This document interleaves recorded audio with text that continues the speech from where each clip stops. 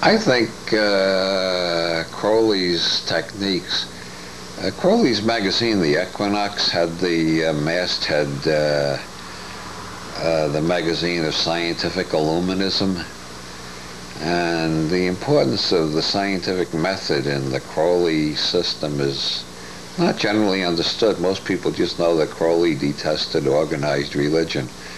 They know he hated Christianity. They don't know he hated every other organized religion too, and was very careful not to found one of his own. There are no Crowleyans, or anybody who thinks they're a Crowleyan doesn't understand Crowley. There is no Crowleyan religion. As far as there's a Crowleyan movement, it's called, they call themselves Thelemites rather than Crowleyans, because they don't want to build Crowley up into an idol, which was the last thing he wanted. What he wanted was for people to use his methods to discover the truth of their own inner nature, which is different for every person. That's the meaning of Crowley's mantra: every man and every woman is a star. You got to find the star within yourself.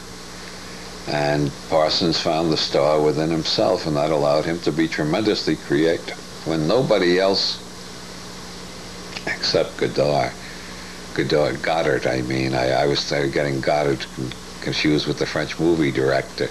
Since Goddard was an American, it would be pronounced Goddard, wouldn't it? Goddard was the only one besides Jack Parsons who realized the potentials of space travel and the fact that we could do it in this century.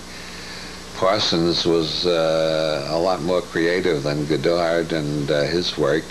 Well, the Jet Propulsion Laboratory in Pasadena was not only founded by Parsons, but some people claim the initials were deliberately picked to have his initials in them, Jack Parsons, JPL. And the Aerojet Corporation, which he created, makes the solid fuels used in all of our moon launchings, our shuttles. And the whole space program really depends on Jack Parsons. That's why he has a crater on the moon named after him. Now, he couldn't have made those breakthroughs without getting out of hell. When I was young, I remember adults telling me when I was a teenager, "What are you reading that science fiction crap for? That stuff is all impossible." But I was going to a technical high school, and I knew that it was all possible. I didn't know how soon, but I knew it would be possible someday, so I was fascinated by it. Jack Parsons had the visions to say, hey, it's possible right now. We just got to put our money and our energy into it, and we can do it. And by the time he died, there were rockets all over the damn place. And he died in '52, and in '69, the first man walked on the moon. If Parsons had lived longer, he would have made even more contributions to space science.